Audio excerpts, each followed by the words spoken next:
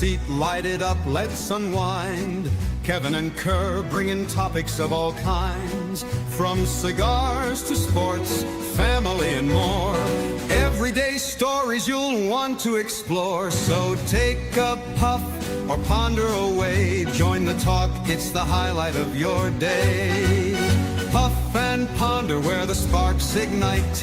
Conversations blazing day or night. Tune in now, let the stories take flight. It's the Puff and Ponder podcast, where we get it right. From fast cars to last night's game, family laughs or today's big name. We've got the topics, we've got the vibe. Stay tuned in and enjoy the ride. So lean back, relax, take a break. Kevin and Kerr got the chat you'll appreciate. Puff and Ponder, the show that's great, where conversations ignite. Don't hesitate. What is going on, everybody? Welcome to the Puff and Ponder podcast, where conversations ignite. I know a few of you might be here to seeing Honest Abe Dababneh. He will be joining us just shortly here. They're here for us, what's that? They're here for us. Are they here for us? I guess I could move my mouse isn't working. I'm trying to get it in the right spot. But we're here every week. That's it. So they got to be here for us. So the other night, Kerr, Jessica and I almost got a divorce. We almost split up because she accidentally did a 24-hour fast, and that was almost the end of us. That'll do it. How do you accidentally do a 24-hour fast? She blames it on me. I wanted she does these what hour did she blame you? Yeah, she makes she makes her own egg rolls. And what's going on, guys? Kevin Keithan. Oh, I know. Kevin's here for Abe. And be like, hey, what kind of shit's he gonna be talking about? I think Kevin what's going on, RJ? So Abe will be on here shortly, guys. She makes all these different types of egg rolls, and my favorite is a cheeseburger egg roll. It's got meat, everything a cheeseburger inside of it, and they're fantastic. So I just messaged her, and I'm like, hey, we haven't had these in a long time. Not saying to make them, just put that in, since I knew she was going to the grocery store, let's have them this week. So, of course, they didn't have the rice paper that she normally rolls the egg rolls in. So she had to make the dough from scratch and then get it super thin. And that was a process. And next thing you know, she hadn't eaten all day. And then I walk in the door and start my fucking shenanigans as always. Your shenanigans of hello. Yeah, that's it. So we almost split up because she accidentally, because she's doing I'm doing the 18-6 fast. Yeah. She's doing the 12-12. Yeah. Well, she with the whole egg roll thing and going 2 different stores, she didn't have time to eat lunch, so she did a 24-hour fast, and I almost died, and we almost got a divorce. So I jump started mine. I said the Super Bowl, after the Super Bowl meals and beers and everything else, I'm done, and I'm starting off. So today I started off with GI distress, of course, because whatever happened, which is always a great way to jumpstart your diet. But I start off with a 17-hour fast today. Oh, right on. Yep. Yeah, I did. I think because I had a snack last night for the Super Bowl, I think I was on a 16. By the time I ate this morning, and then I'm super tired. My back hurts. I've been doing these 6-day work weeks. We're shorthanded, so I'm really, So I started off. I wanted to make some pancakes. So Jessica has this stupid fucking skillet. I got this brand new hex-clad skillet, like big one. I'm like, I'm not making a ton of pancakes. I'll try the shitty skillet that she uses. About halfway through the pancakes, I'm just like, fuck all this. I threw everything in the trash and I went to Perkins because they got the new pie pancakes. So they were like the raspberry pie with like the pie or raspberry pie pancakes with like the pie crumbles. Oh my God, they were so good. Sounds like freaking so I had that, some scrambled eggs, some sausage links, and some potatoes. So I had about 4,000 calories for breakfast, but it was worth it. I had a little fucking meltdown in the kitchen, and I was just like, I'm just fucking done. But I have a 4-day weekend this weekend, so I'm super excited because the lounge is a mess. I've got my Lego DeLorean that's almost a year and a half old that I've been trying to build, so I'm gonna start that and smoke a bunch of cigars. That's a 4-day weekend project right there, my friend. It is, because it's a lot of pieces. Let's start off with what we're smoking tonight. Kerr, what are you smoking? I'm smoking an Ichiban from Room 101. Oh, right on. I was going to go with a Protocol, then I realized I was out. I smoked my last one because I will be talking about Protocol cigars tonight with Abe. So I decided to light up the Espinosa Laranja Reservo Esquiro Toro from the December 2025 Smoke In Cigars of the Month Club shipment. Yeah, I cleaned my lounge over the weekend. It was with all the snow that we've gotten. And it's South Carolina, so take it with a grain of salt. But we had an ice storm and a snowstorm back to back, and it lingers in the salt, all that crap. When outside, just throw it in the garage, stuff like that. So I cleaned, had to. It was just to the point where it felt disgusting and nasty. So I am certain that you are going to feel a great deal of relief after you clean this weekend.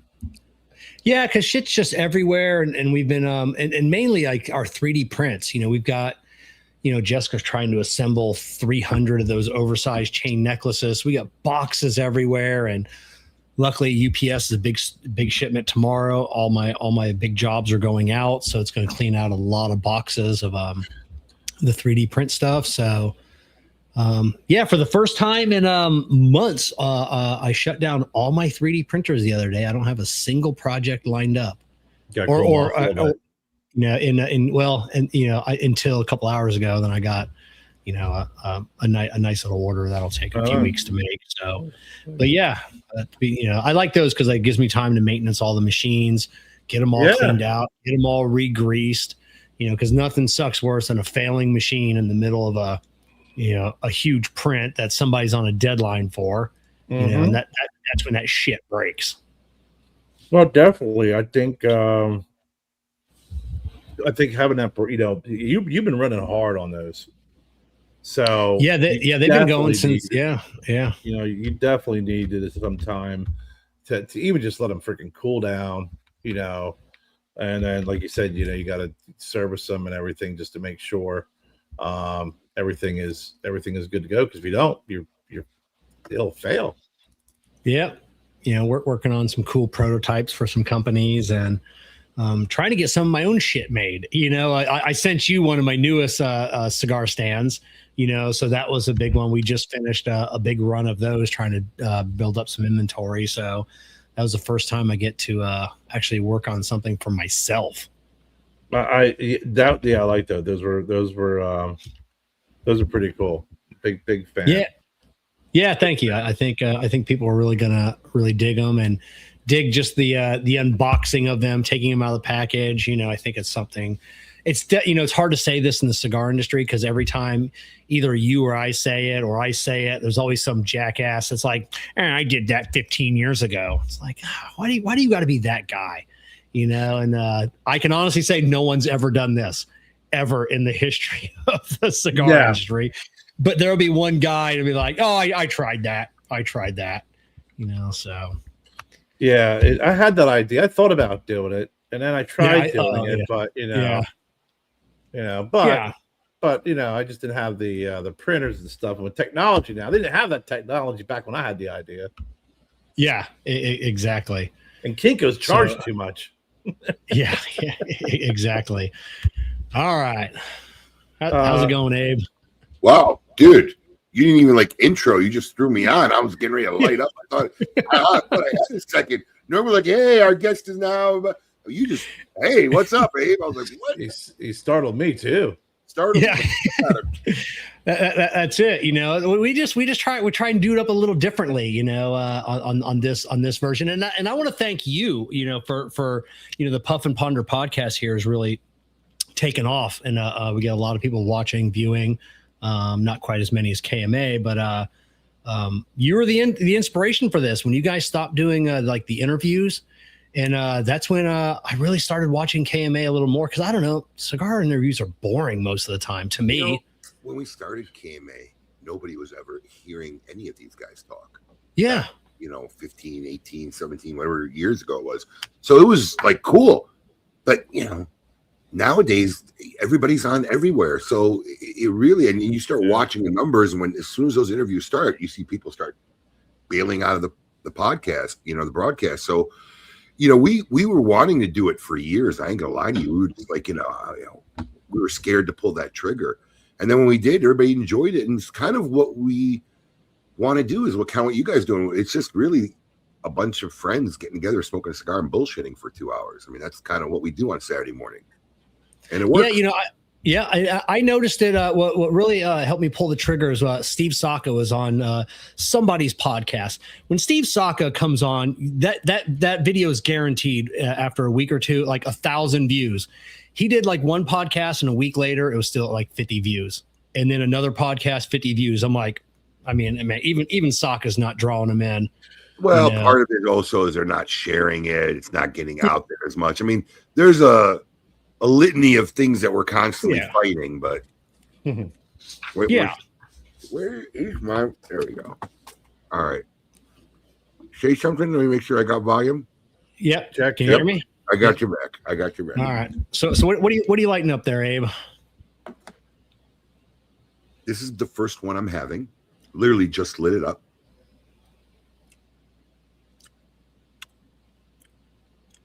Finding it a little heartier than I expected. But this is our release number 2 of our get out. Yes. Pete told me, and I'm going to have to, we have a live broadcast with the manufacturers for every one of these projects they made for us. And I can't remember, but BTB is something. I can't remember what it is, but these are kind of nice. BTB. Yeah, that's what he's got on the lid. It's TGS BTB. Back to back? I don't know. Business to business? I don't know. Yeah. He told me, I'm gonna actually look like that. Bro, I'm here in the office, the virtual background, but I'm gonna be having a lot of late nights this month and through March, through the event. But yeah, this is actually my first light up of the cigar. Unlike a lot of our projects, these great smoke releases, we don't ask nothing but for the manufacturer to make it for us. So, we don't, there's not input, not size. I mean, if they ask us questions, we'll answer, what we would like. I mean, Carlito wanted to see a whole, like, what do you call it? Storyboard, or whatever we call it, image board, or whatever, where all the concepts and the graphics and the arts, like my background here, what we're using to help inspire the box for his release. So we don't have a lot of involvement. We asked the guys here in advance, we'd like you to do something, and when it shows up here, it's the first time I'm seeing it, like most people. Oh, I mean that's still cool. You don't give your input to mess it up. So if it's not good, it's on their end. But they're always good, especially for a release like that. They don't want to. They don't want to screw that up. Carlito had you storyboarding like an Avengers movie, bro. That's what I'm saying. And typically, we're working with people we know they're gonna work on it. Yeah, that's crazy. These 3 releases for our 20th anniversary, everybody went above and beyond. All 3 are extremely impressive. Normally I do not like overdo it with these things, but I have already smoked that much of. Oh man. I'm going to try to put it in front of my shirt. Yeah, I already smoked that much of this release because this was actually an amazing stick, and they all went. What did that one? Because that one didn't retail for that much. What did that one retail for? It's all relative. There were guys who complained and cried, and And there are guys who were elated and really want to know how they can get multiple boxes. And we did allow people to get multiple boxes. What everybody doesn't realize, because everybody was shocked, because I think it just went out of stock today, right? So it lasted a while. But what people don't realize is this is not a public offering. If it was a public offering, this would have been gone in 30 minutes or less, probably 15 minutes. Oh, yeah. I didn't think about that. Yeah. And that's what everybody doesn't realize with these great smoke releases. These were something special that each of these manufacturers did as a token, a recognition for those who are participating in this event, this great smoke event. It's something special for them. So first off, you had to have your ticket already. And there's still a good percentage of people who haven't bought their tickets yet. I mean, the VIP sold out in minutes, in hours, but there's tons of regular main event tickets still left. I think there's very few virtuals still left. And then the other thing is that a lot of people who participate in the Great Smoke every year, they don't even know about this. They're just coming to a party for a day. They don't know about the things we do and whatever. I mean, I was really talking to another guy last night, and he didn't even realize that we do a barrel pick every year for the Great Smoke. We've been doing it for years now, and we got whistle pig this year. He's like, "Are you kidding me? I want a bottle from every year if you have them." So it's funny how people don't know. So that holds a lot of people back, and I didn't think I had to limit it at one, but I never like to underestimate. So we wanted to give everybody a fair shot at getting one, and once that was done, and everybody had a whole evening and a day to get them, then we sent an email out the next day. If we're going to open it up if anybody wants to buy a second one, and it wasn't long after that, and they're gone now. So I do have a reserve. I've kept it aside. We do that for multiple reasons. We do it for future projects or special releases we want to do, or promotions, and partially if God forbid something gets lost shipping somebody, I don't want to crush a guy and say, "Hey, bro, we got none left. Here's your money back." The guy would rather have the cigars, to be honest with you.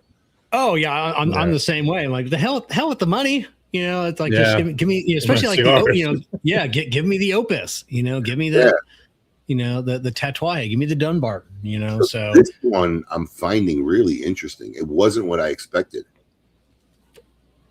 So there's still I saw I checked beforehand. So you still have tickets up for the virtual and the the general admission. VIP obviously sold out. Dinner sold out. Yeah, everything sold out. Everything sold out the first day except virtual and general admission tickets. And the general admission, honestly, we will typically sell out the day of the event, because there's always those people who will just wait to that day, and we'll usually have 40, 50 tickets left on the morning of the event. And that's not guaranteed, but that's been the track record the last few years. And they'll sell out the day of the event. The virtual will sell out. And I think the Opus X was part of it. There were a lot of people who literally, I think, bought a virtual ticket as a premium. I don't even think they realized they're going to get a $400 package of cigars.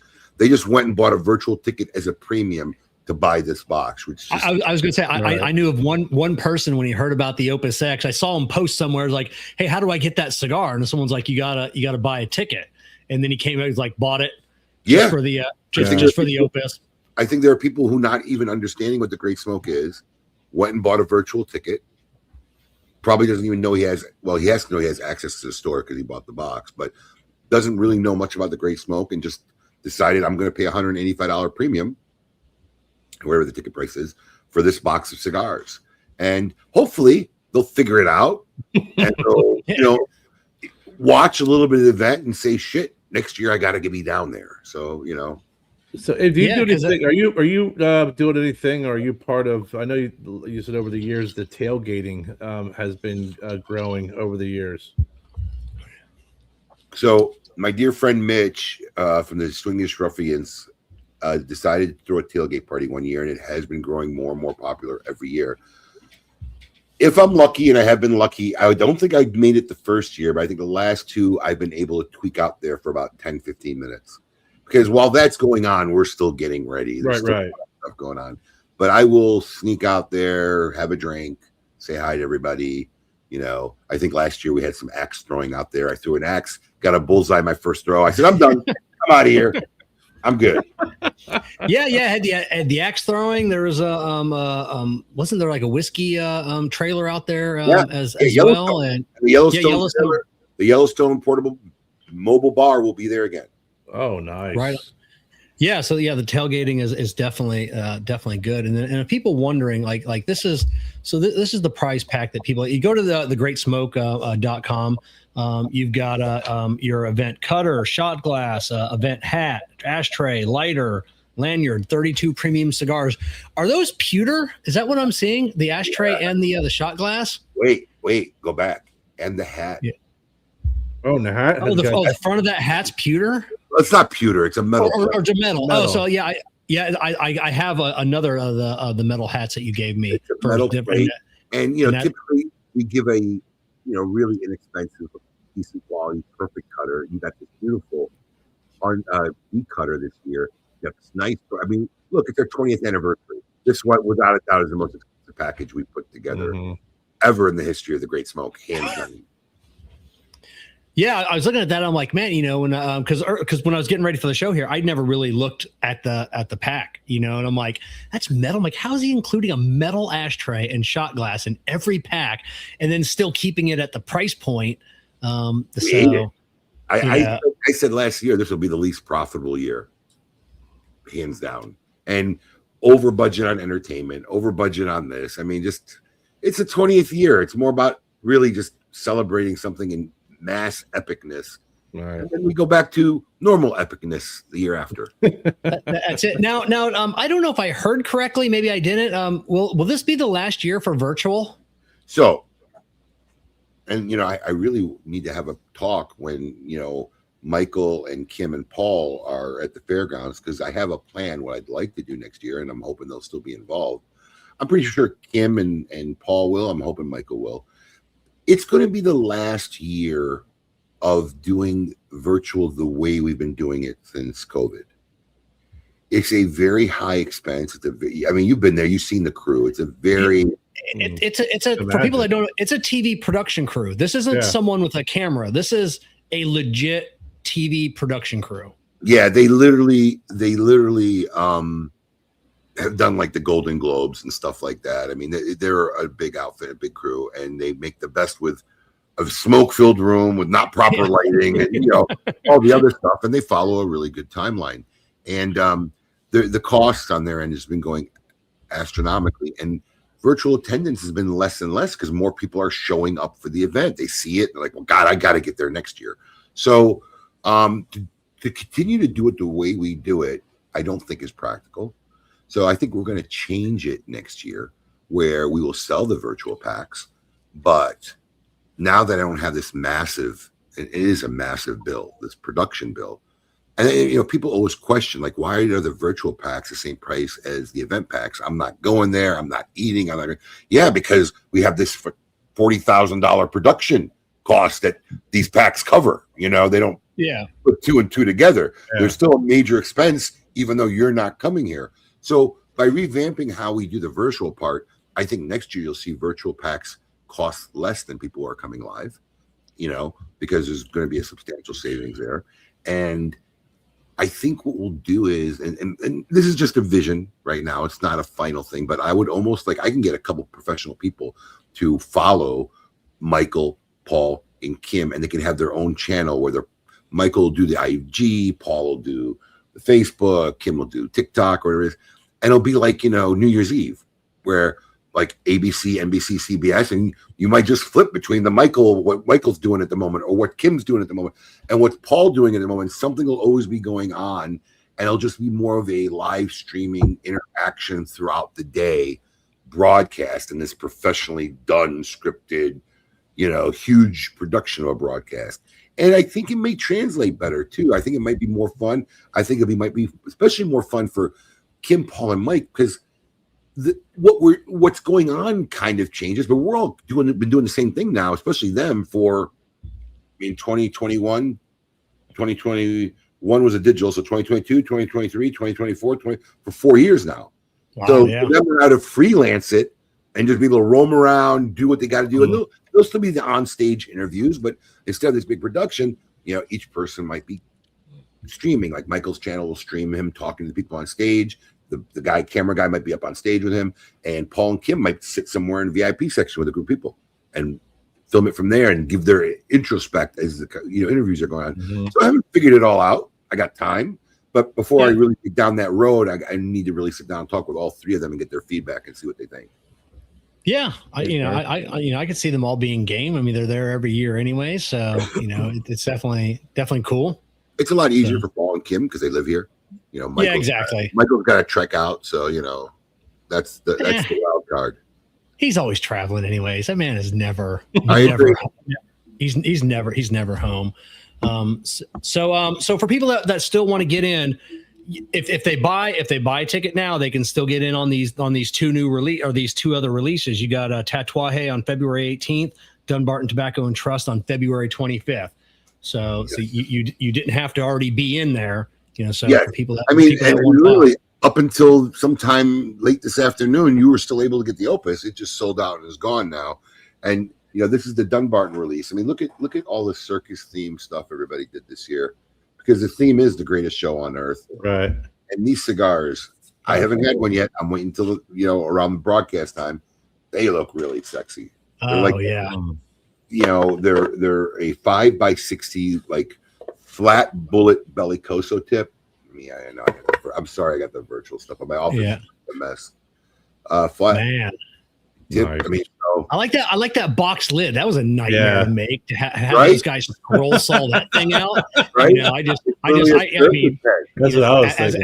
As a woodworker, I mean that's a lot more time, and then and I'm sure Steve loved having to do that. It's definitely out of his. Well, I did tell him like 2 years ago that, look, I'm cool with the paper craft bundle thing. It's great. Nobody really minds. Nobody cares. But for my 20th, you got to put it in a box. Yeah, you got to do something nice for my 20th. And he had a lot of time to think about what he wanted to do, because I literally knew the theme for this event 2 years ago. Yeah. So and then at the dinner for the Red Meat Lovers Club, you guys are introducing a new cigar that people will get to buy. Is it be like last year? You get to buy like a bundle, and then it comes back out like in. No, we changed it this year.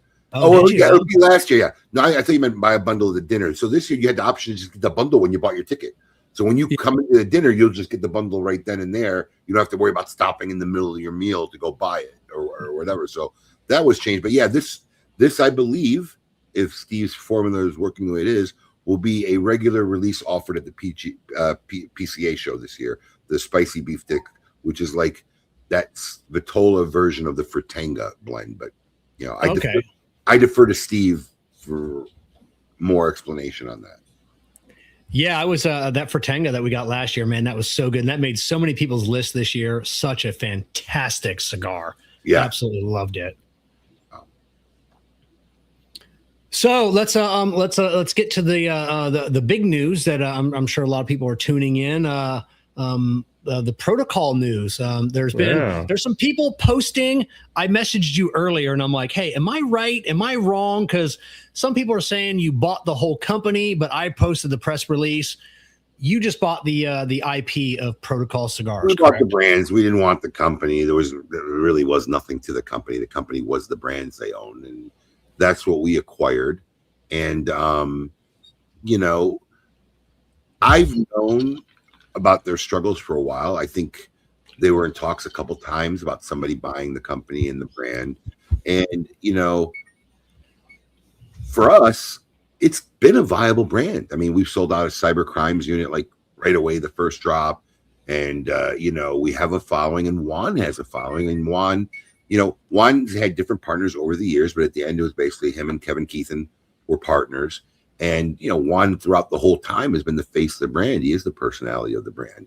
And, they just struggled. The cigar industry is hard. It's hard, especially at that level. Money is a problem. Cash flow is a problem for guys still 10 times bigger than them.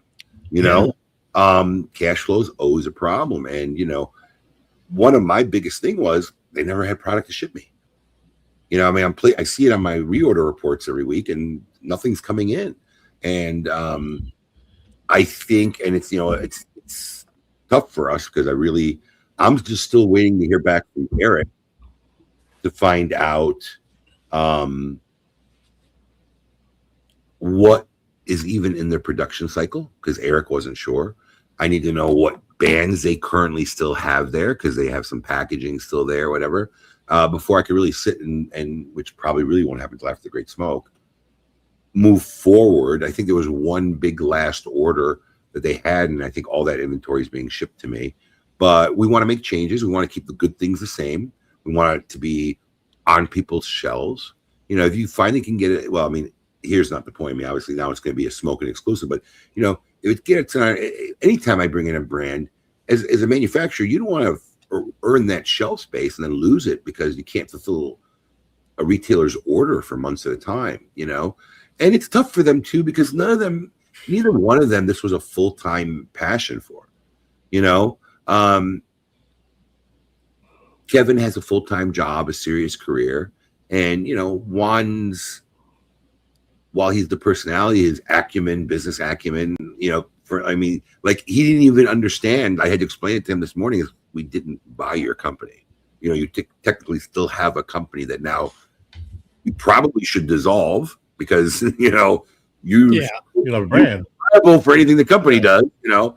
But, you know, I think what he's done with like stuff like the Lawman series and some of the special releases, I think Juan will be an asset to the continuing of the brand and its creative development, while I think my organization can better handle the logistics, the operations, the day-to-day running of it. And, you know, protocol fans will just have to find smoke in if you're a protocol fan. I mean, I don't think that's that big of a deal. So, Abe, you might not be able to dive into this and answer this, but what about the other retailers that do currently carry or have carried protocol? I think they're just going to run out of cigars. Yeah, and that's it. They just made the announcement. Hey, this is what's going on. And I mean, look, down the road, would we want to wholesale? I don't know. I don't know if the calling's that big, you know, because once you start calling, it opens up a can of worms. Unless it's really going to blow up, there's no need to wholesale. That becomes like a whole other division now in my company. And I think right now the following is enough that we can accommodate people who really are fans of the brand. Yeah.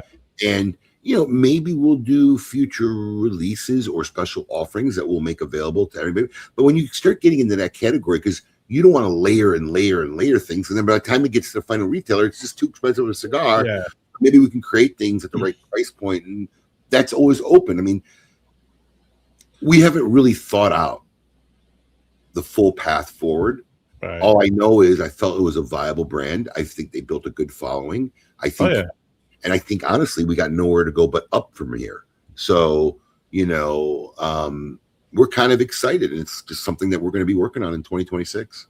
Yeah, we might be bringing protocol cigars out from new factories. You know, I mean, versions of it. So there's a lot we can do that, you know, my 30 years of this industry will have access to. Then unfortunately, you know, Juan and Kevin and even the predecessors, Bill and the other Bill, just didn't learn yet. Mm-hmm. Yeah, exactly. Plus, like I said, you don't want 200 retailers ordering one box and then having to chase your money, you know, and that's always an issue.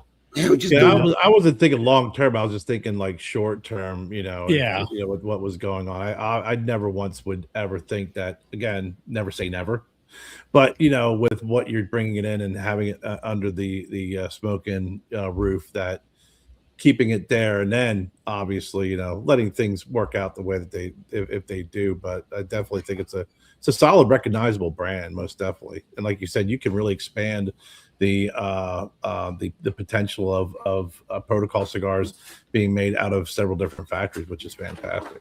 I think there's definitely uncharted avenues for this brand and life that we could breathe into it. And Juan being the face and talking about it and helping with the creative product, I think it's perfect for him to stay busy and involved with the brand he basically created. I mean, it's, you know, it was his brand. And, you know, as far as the other retailers, unlike a normal acquisition of something like this, where a big conglomerate, one of the big five, you know, who acquire a brand or whatever, we're not looking to, I mean, it really isn't the position to, but blow these out. So now, like, all of a sudden, you're going to see Protocol cigars for $3 a stick on my site, and I start making it in a podunk factory you never heard of. And now, what the cigars, the current cigars that we currently have, that all the inventory that's currently been made, will continue to sell at the price that we've been selling it at, that every other retailer is selling it at. So, because normally when something like that happens, and I think General Cigar or somebody just discontinued some lines or whatever, and they're moving or they're moving them to the catalog side of the company. We blow them up. We just get rid of them right away. We don't even want them, because that means they're just going to blow out the brand, sell it at a cheap price point, so it doesn't have viability anymore. And we're just going to let the catalog companies own that brand, and we're just going to dump it. Like, anybody who follows us might have seen a huge, big closeout sale on some very well-known named, General Cigar brands in the past couple of weeks, because they're going and going to be gone. Yeah, that's it. Yeah, when you start seeing them on, not nothing against CI or Cigar Page or whatever. When you start seeing them out there, it's like, you know what? That's just how can you compete with that? Because they're just blowing them out. And what a lot of retailers don't understand is everything has a life cycle, and it operates with its life cycle. And there are, some people don't understand, like when a manufacturer decides to do that with a brand, send it to a catalog company or blow it out, because they don't realize that part of that business is necessary, because not every brand a manufacturer makes is a viable product. And when you're a smaller company where you might be able to sell through it, because you don't make, but when you're these companies who could be sitting on 10,000 boxes of something, you got to get rid of them. You got to get rid of them. So it has a life cycle. You just, as a retailer, got to figure out where your life cycle is and how to let them exist, do what they're doing, and you exist, do what you're doing. Yeah, and then the one benefit, like I said, going forward, in future releases, you could possibly, the price, at least the stable pricing, and even come down a little bit, because obviously now you're, there's no middleman that you're having to buy from. So we does make it come down at pricing, but the problem is I'd be hesitant to do that on the current releases until we kind of know it. Eventually there's going to be a revamp, Eventually, like I said, I don't even know how much current packaging they have there. I mean, this deal just got papered like last Thursday, and Eric didn't even know. He's got to go call down there and find out. So at some point there will be we don't want to overhaul the look of anything, but there will be a slight overhaul to differentiate our protocol versus the protocol that's been for all the other retailers who may be carrying them. And that's where you might see a change in something like that. Yeah, exactly. And then everybody will say, they've changed. They're not as good anymore. They got the new box. Ever since they came out with the new bands, they're not as good. We always say. They're always doing that. But right now, there's absolutely zero change to not work with La Zona or the San Latano factory. We want to keep cigars made where they're being made. And honestly, I have no plans to change where they're being made. I may use other factories and other manufacturers for some maybe future projects and versions, and that's something that's on our table. But I don't have no current plans to change anything on that level. So I know Dojo had done a couple of collaborations. Is that I'm sure you're not even thinking about that, but future, you're still maybe gonna, if they want to do a Dojo protocol collab, you still up for? Yeah, absolutely. I would have no issue with that. And we don't want the creativity behind the brand, like I said, to lessen in any way. We want to enhance the current creativity, maybe give Juan even more available options that he didn't know he could do. Yeah. And mostly our role is just to facilitate a better day-to-day operation so that these are more viable and available and don't disappear. And, we've had, I could have sold another couple hundred boxes of Phoebe Cates. Couldn't get it. Yeah. You couldn't get it at Phoebe Cates. Fast Times at Ridgemont High. Yeah. So is this your project, or when did you approach Briggs and he's like, what the fuck, Abe? Putting some more on it. I operate my business kind of like House MD. If you ever watch a show, decisions. I bring all the people in the room and we just start talking and taking. That's how the digital experience happened. About after hours and hours of being locked in this room. So no one thought it was a bad idea. I mean, look, I'm going to tell you what. everybody thought it was a bad idea, Briggs and everybody. When I reached out, I told Briggs, reach out to Juan and see if he'll sell us all the cybercrime cigars. I think he only had 150 boxes. What are you going to do with 150? Oh yeah. That was just like a month ago. Yeah, it was a few months ago. The first drop of it. He only had 150 boxes. What are you going to do? Send 2 here, 5 here, 3 here? I'm sure they'd rather not have to ship 120 packages. See, he'll sell it all to us, and he did. And he thought I was crazy. It was the highest price protocol cigar. I think the highest price cigar protocol ever had. I could be wrong, but I think I'm right. And it was 150 boxes, and like they thought I was crazy, and then it sold out like I don't know in a day. And a half, 2 days they were gone. So it's there, and they have a good following, and we just want to make it better. We want all those people who are fans and Juan has cultivated over the years. We just want to give them a better journey. Mm-hmm. That's our goal. Just exciting. Yeah, and like you said, people will find it. When I'm looking for a cigar and I can't find it, what do? I Google it and then see who has it. Yep. So, the protocol fans out there, they'll, eventually, Smoke-In will be at the top. Be the only one that the only it. one. What'll happen is they'll just find out we're the only one that actually has them in stock. Yeah, exactly. Some sites might keep it up just to keep it up, but we'll be the only one that has it in stock, and we'll get around and people know. And I think the key thing is we're just not looking to destroy the brand. We're looking to build a brand. A lot of time when you have an acquisition like this, there are times, and this happens. I mean, I could name a few people right now that recently happens with, where there's not even an acquisition of any product. It's an acquisition of just the name. Mm-hmm. Yeah, and then companies like CI or CP or any of these other guys will go to these factories they have relationships with, and where they get like bare bottom pricing on sticks, and they put the bands on them, and they sell them. And that's usually what happens with an acquisition of a company like this, right? Because they know, because most retailers don't look. Guys watching your show who follow KMA, who are in our culture, they're educated. They know what's going on, but you got to remember, there's so many cigar smokers who are just buying cigars.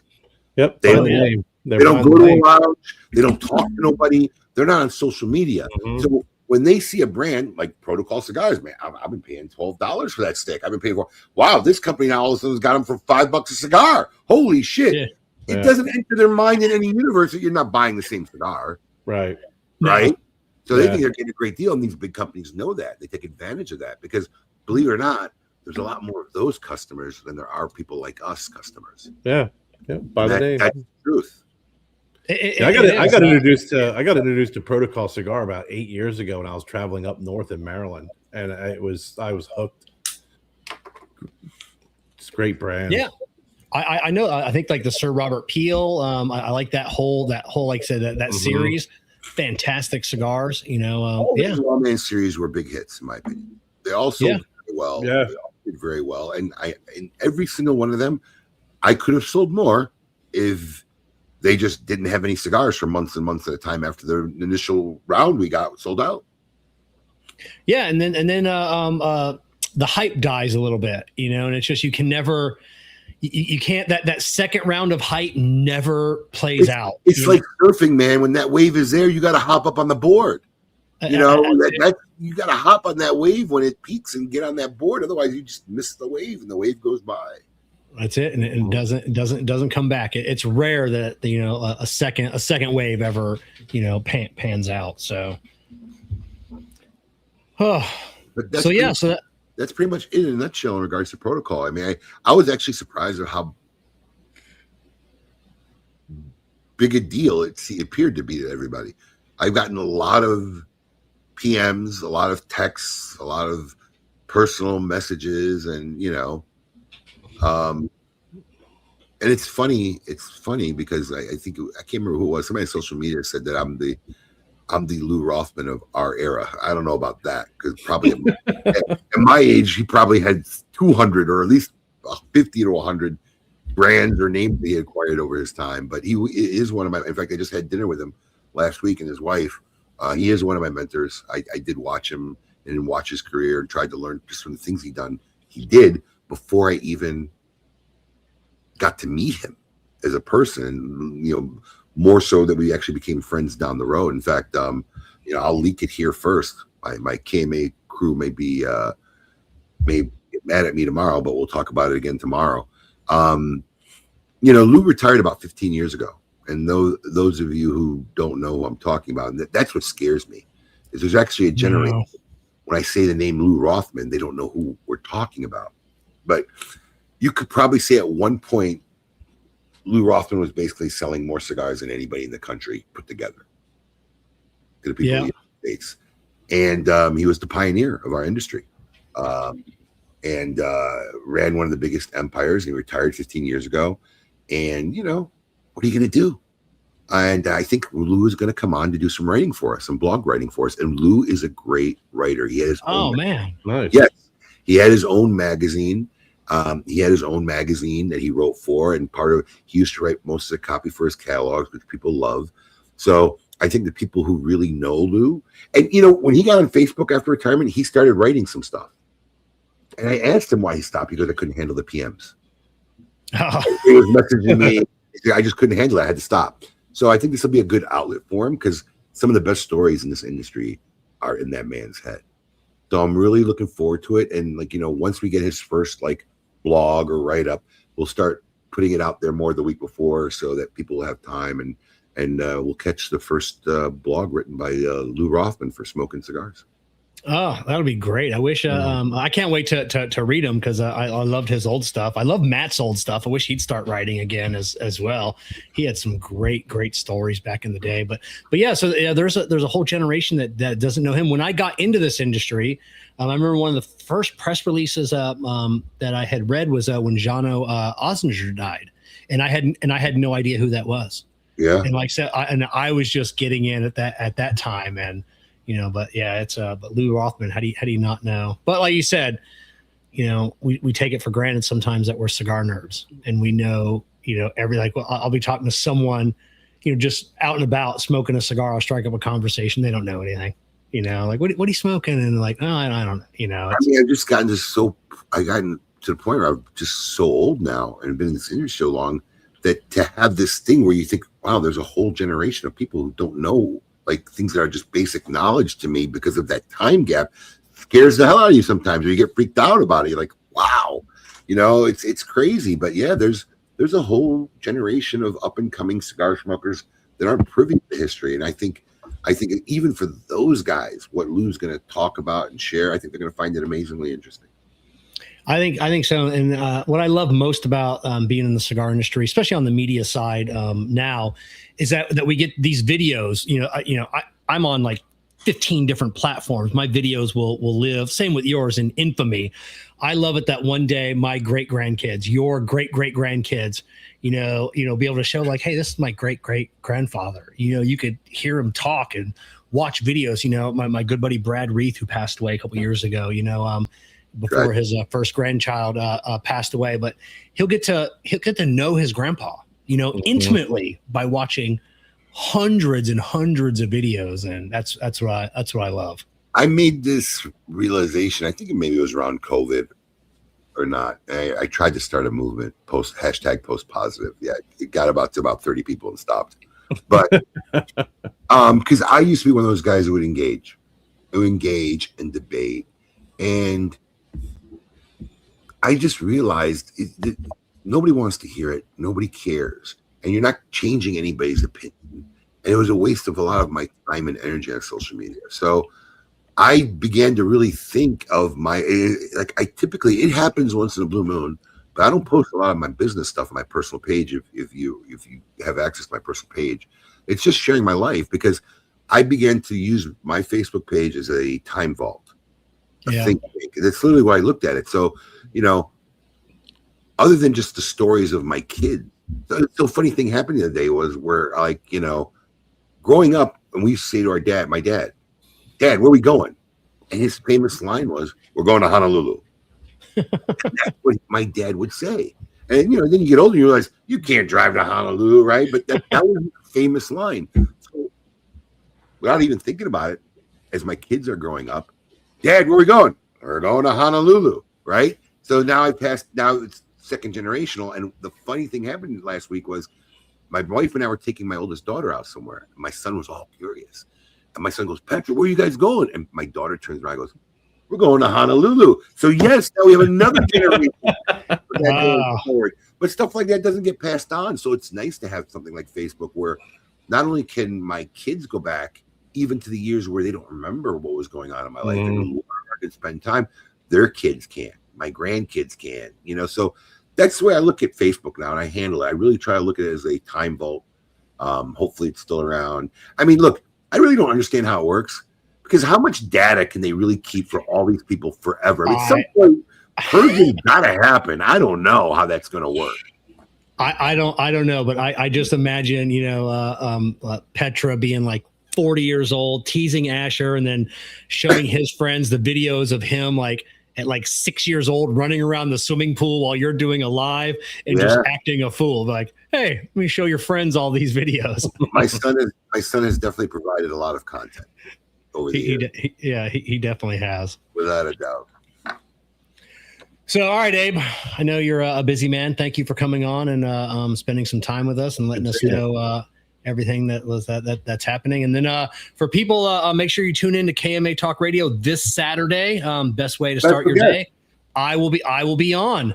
So it's our Valentine's Day special. Love is in the air. I don't know if that's a good title or not, but it's make sure there's no fasting prior to the show. Yeah. So little bad news. What's that? I'm away this weekend. Get out of here. Valentine's Day, man. I'm away, but I will be hopping on. So I'm going to hop on wherever I'm at. I'm going to hop on for a little bit, get on, bullshit with you guys. I just can't spend 2 hours. Me and my wife are going to the other coast for the weekend. And actually, we're going to go watch Carlito be the Grand Marshal for the parade down in Tampa. And we're just going to spend the weekend in Tampa and come back. So. Oh, right on. That'll be great. So I'm on this Saturday, and then next Saturday, Jessica will be on. There you go. You get 2 weeks in a row. Great guest. There you go. We keep it in the family for a couple weeks. That's it. Very nice. All right. Well, listen, thanks for having me on. I know you reached out to me. I said I'm still at work. If you want me to hop on and you want to ask me a couple questions about what's going on today for fans, I was happy to do it, and I appreciate the opportunity. Oh, anytime, man. Thank you very much. Yeah. All right. Have a good night. So the reason I wanted to have Abe on was a couple people was talking, the press releases that Abe bought the whole company. So I reached out to Abe and he's like, we'll hop on and talk about, give all the specifics. The nitty-gritty. So super excited. Just Protocol makes great cigars. Obviously coming from great factories, San Latano, Lazona.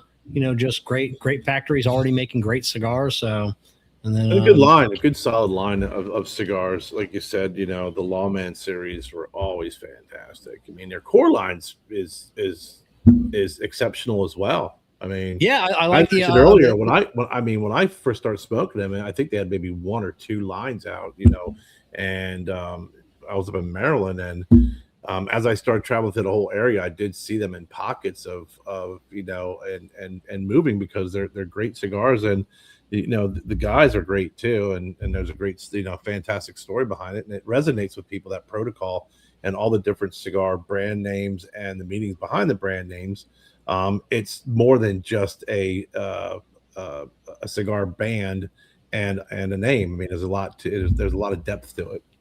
There's a lot of depth, a lot of history, and then I'm glad to see Juan Cancel, really the face of the brand, staying on as brand ambassador, and then just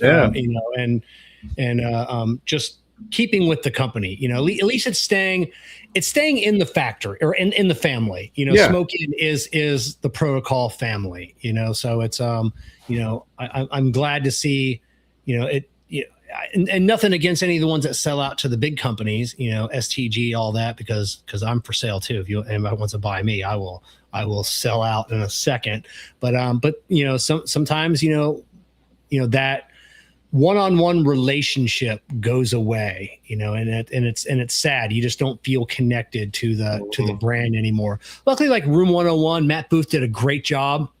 He's still, I think a lot of people have already forgotten that he doesn't own the company anymore. He's just the face. It was a big announcement, some criticism, and then it all just kind of smoothed over, back to normal. Yeah, it all smoothed over, back to normal.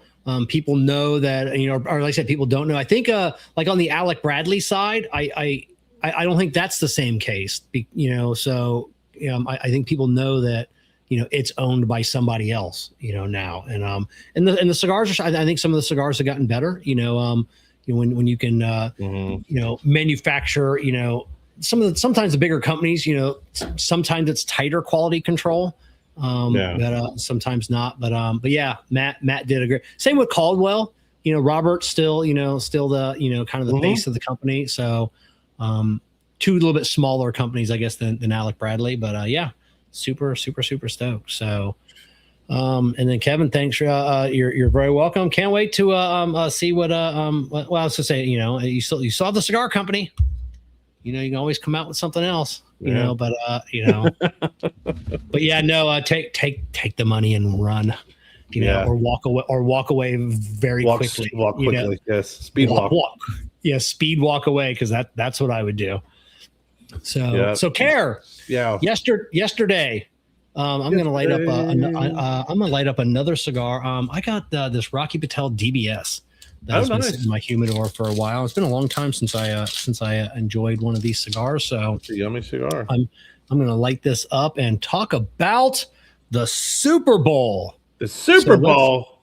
Let's start off with the elephant in the room and talk about my fellow Americans. Yeah. Let's talk about that. Can I start off that with my fellow Americans? Let's talk about the halftime show, because I didn't know until this morning that I was a racist because I watched the Turning Point USA halftime show instead of Bad Bunny. It is amazing how you do find out, who you are based off of other people's, assumptions, opinions, and then also, it's comical because the same folks that are saying, don't lump us all together. Don't, the first thing they do is they start lumping. It's inevitable. It happens on both sides. It is the definition of hypocrisy. But yes, if you didn't watch it, if you didn't like it,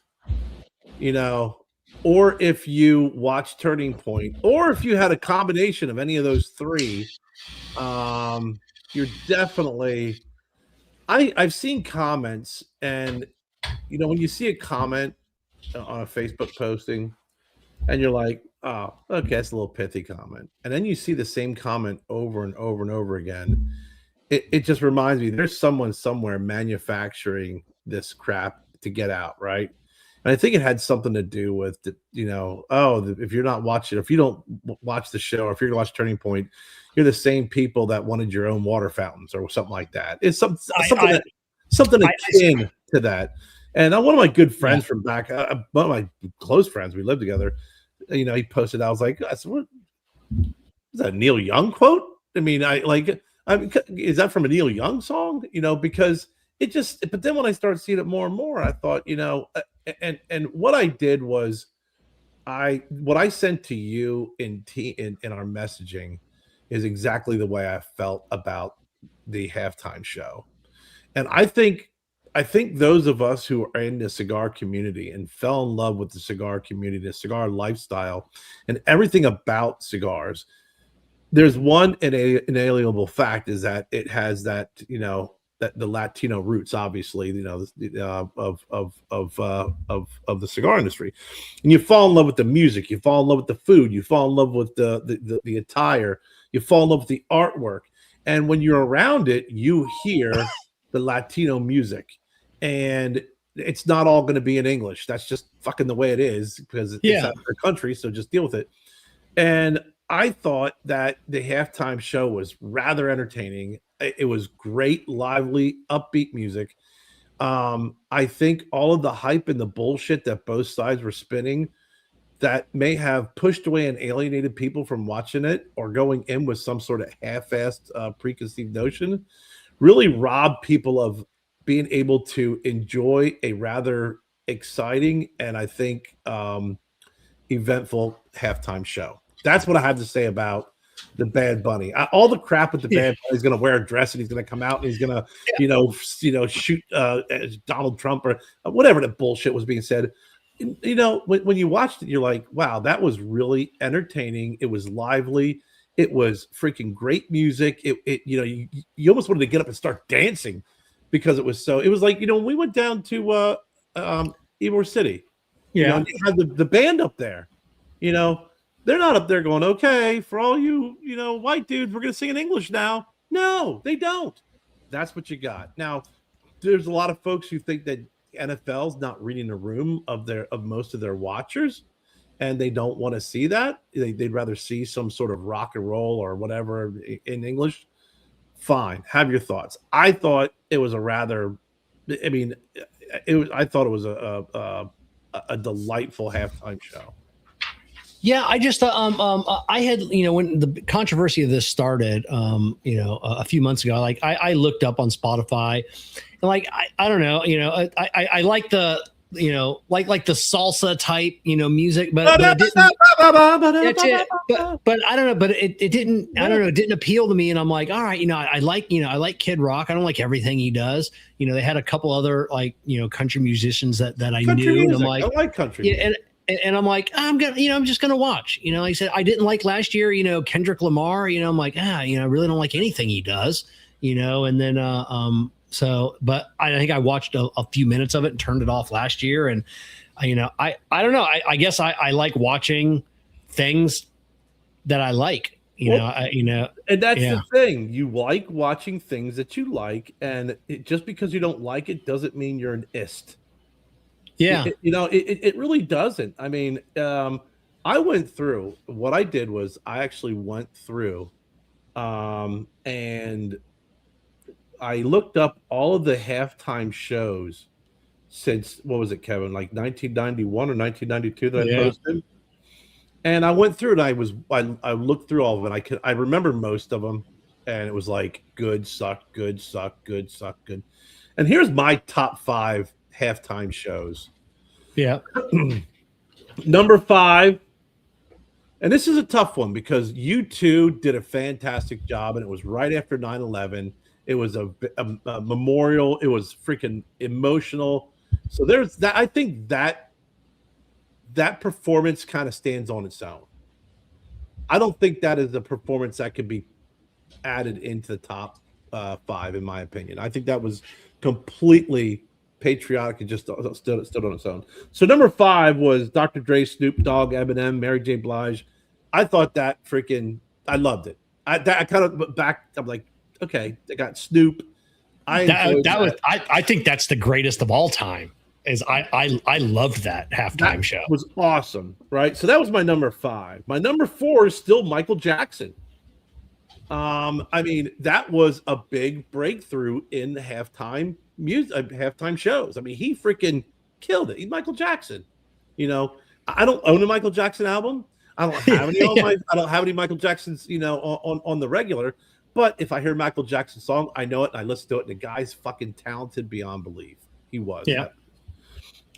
Number 3, what I thought was freaking blew me away for his age generation. What he did was Bruno Mars. That was so good. I mean, great. He had Red Hot Chili Peppers on and stuff, which actually I thought was cool. But Bruno Mars fucking killed it.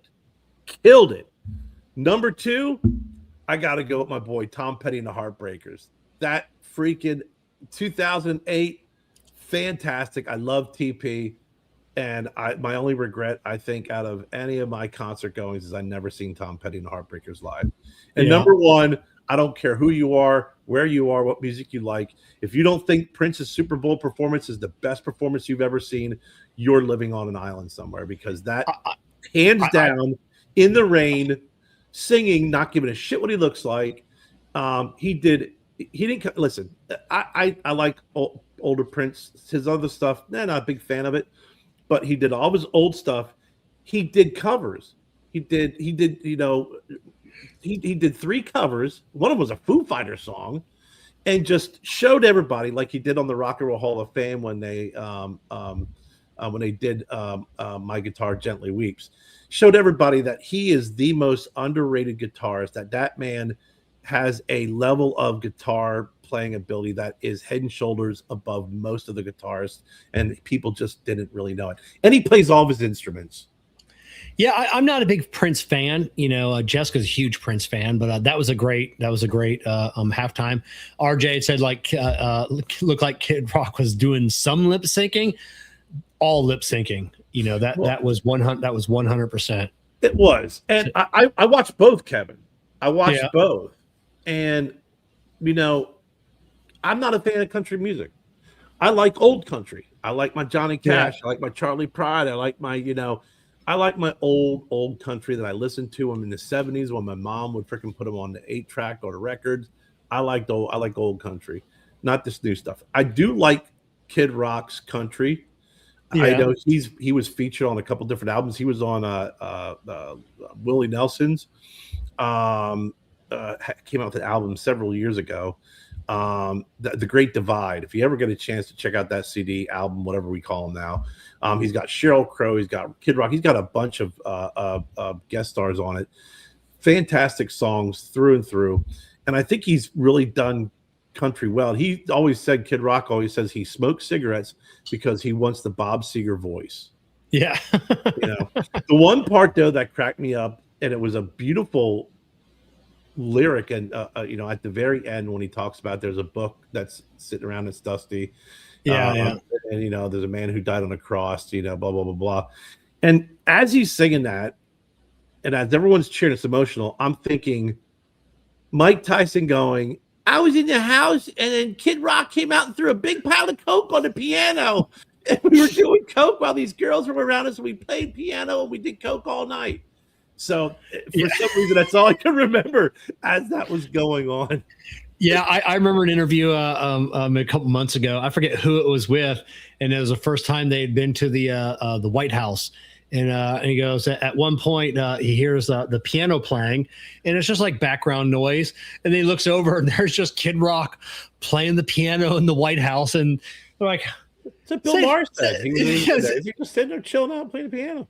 Yeah, several people, I guess, when he goes there, he likes playing the piano for, not for people, just likes playing the piano. Yeah, a couple people said that now, but yeah, and I'm like, could you imagine that, just like going into the White House and then over in the corner, it's just Kid Rock playing the piano, it's like, you're like, where the hell am I? Yeah, I mean, he's again another guy who plays multiple instruments. He's super talented, really, it is, because as we watched it, when you hear that, my name is Kid, that hooks me right away with Kid Rock. Oh yeah. I thought his, he was lip syncing. The country music part that he did was good. I'm not a big country fan. All the voices and all the music was still great, but apparently they got some killer freaking views, man. Apparently they blew up. God. Yeah. When I first, there was 2.5 million people waiting before the halftime show, because I had it pulled up in my office. Wow, really? And I don't know. It was tens of millions. It was a lot of people watching. And then the comment section, the trolls in the comment section, you're all racist, and this and that. And then and it's just like, well, you're giving views. You're adding to the numbers, dumbass. You're adding to the numbers, dumbass. It could have been 50%, but you did not help the situation, because if that's an organization you don't believe in, because Tuesday morning or Monday morning they're gonna say we had 25 million people watching, even if 12.5 million were haters. But yeah, you just you added to those numbers, and you added to that bank account, for them paid views. Oh my God, yeah. It's that part that does crack me up, though. It's like you how many people actually were on there that added to that bottom line number just so they can troll. And at the end of the day, what happens? You get people from that freaking organization saying, we set a record, and your dumbass probably were one of the people that freaking tipped them over. The most watched event, I think, was pretty much ever, what I read.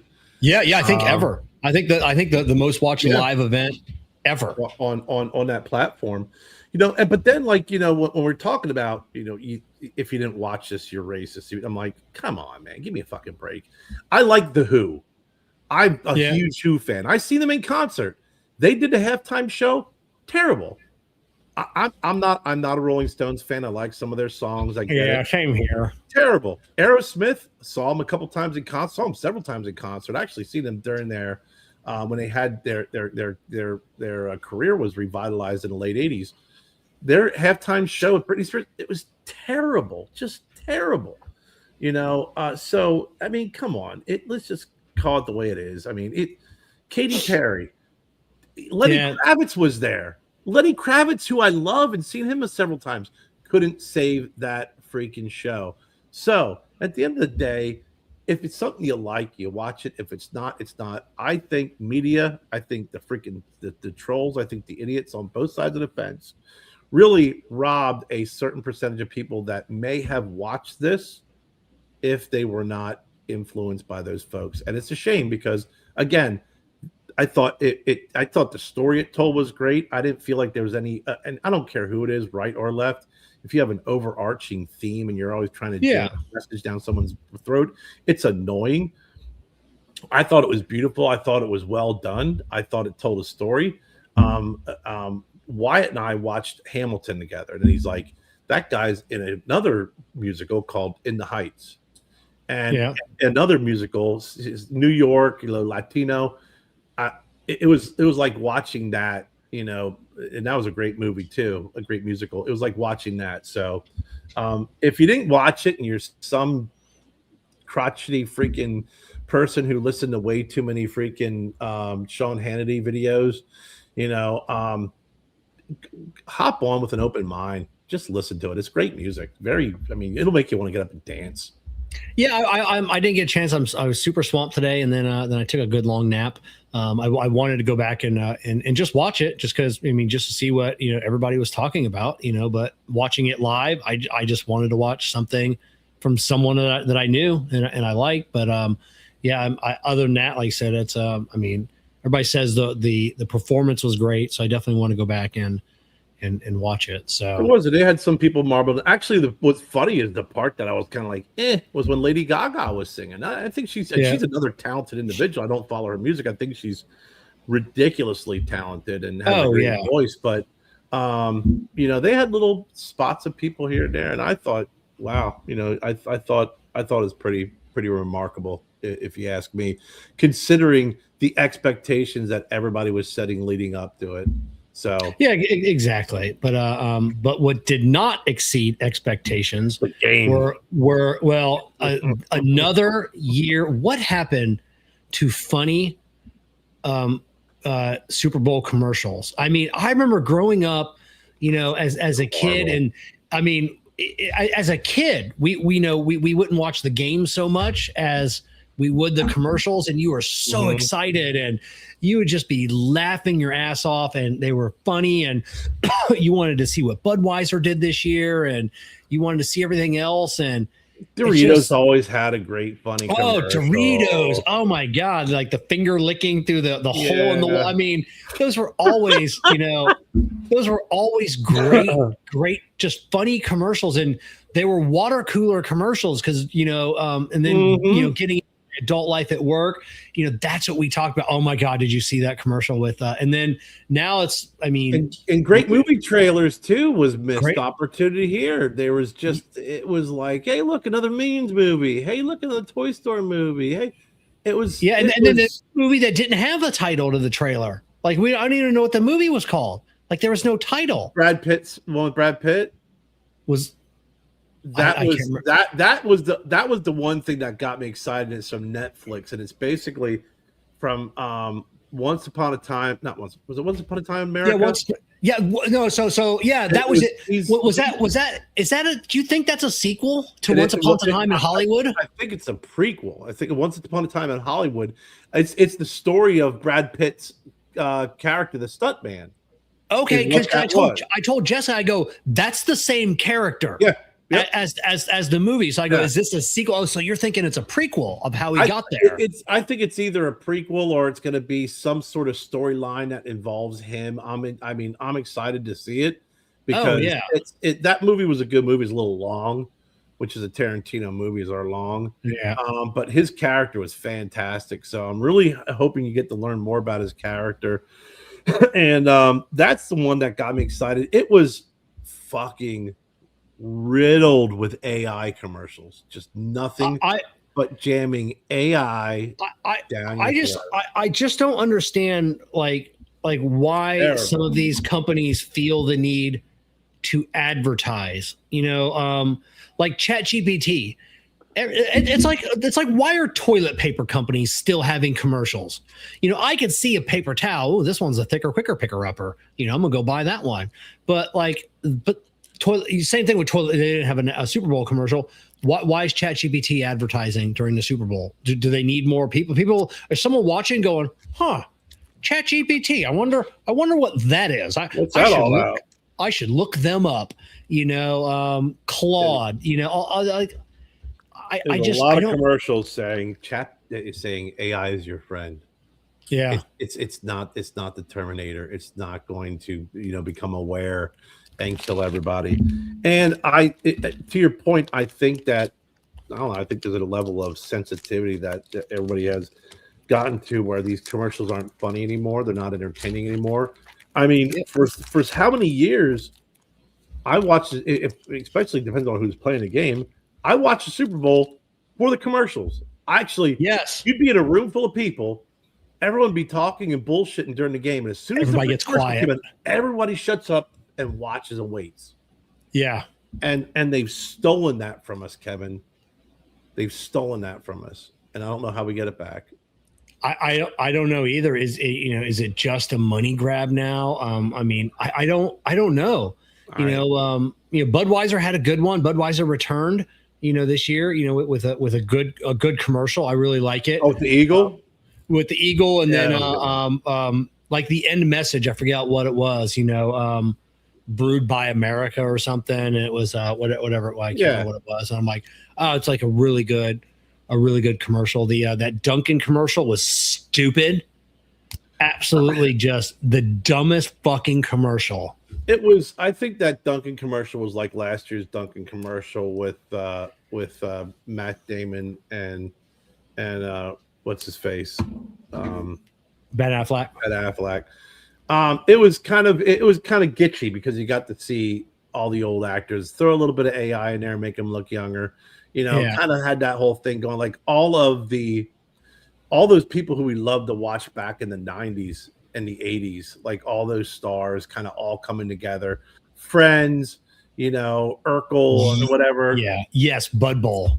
And bring back the Bud Bowl, man, or the Puppy Bowl or something like that, But I thought it was, again, I kind of chuckled at it just because of all the people that were in there. And then at some point you're always going to wait. Okay, who's going to be on next? But I just was the last several years been largely disappointed. I've been more disappointed in commercials than I was in the Super Bowl performance. Which, hey, Seattle's defense is great. They're solid. They're crazy. I think that they did what they had to do. The one thing, actually, I did see that they did some interviews afterwards, but I stayed.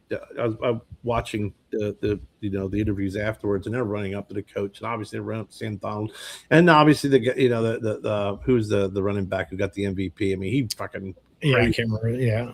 I'm like, who's interviewing the freaking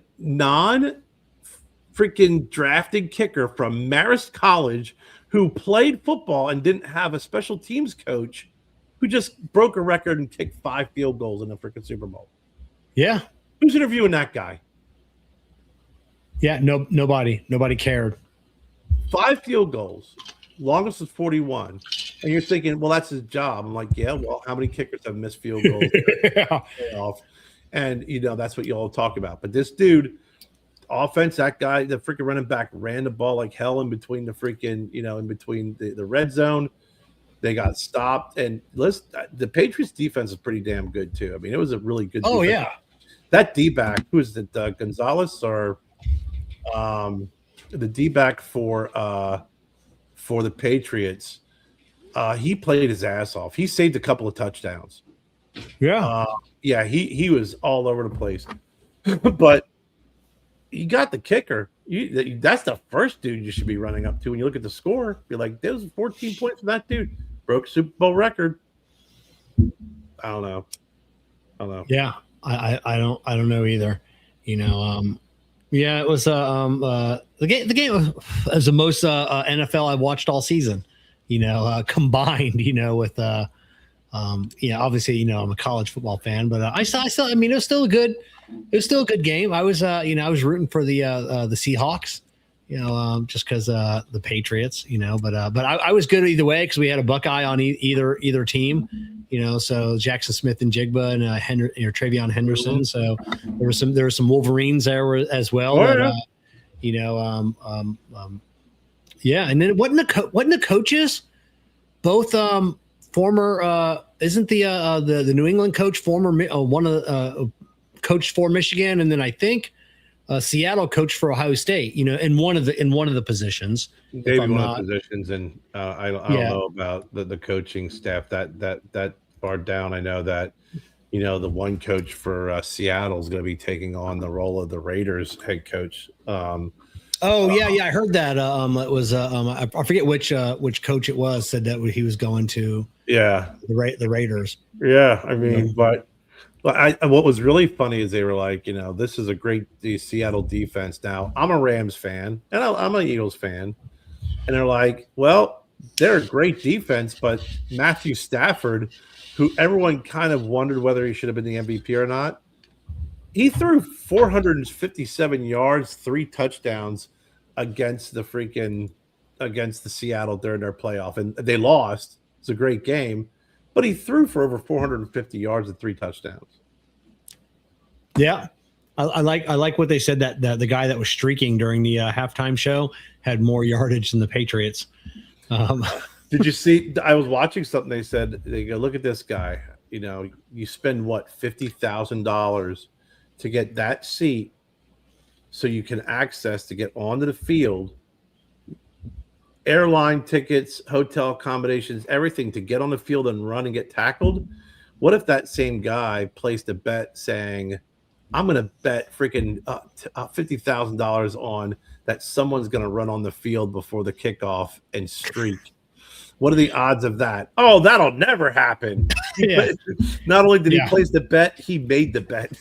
Yeah, I saw that Dave Portnoy had he bet on the Patriots to win like early in the season, and his $50,000 bet would have paid $2.8 million. Wow! If because it was like at when he placed the bet, like there's not a chance in hell the Patriots are gonna win this or even go to the Super Bowl. So hats off to them, man. They had a great season. They were a quiet. They were a quiet presence because every week they run through the scoring and you're like, oh, the Patriots won again. And they're like, oh, so you're like, the Patriots are what? Like they're what is their record? Well, how the hell did that happen? That quarterback, he went to UNC. He went to the University of North Carolina. They're known for basketball, not football, basketball. And I think he's got a great career.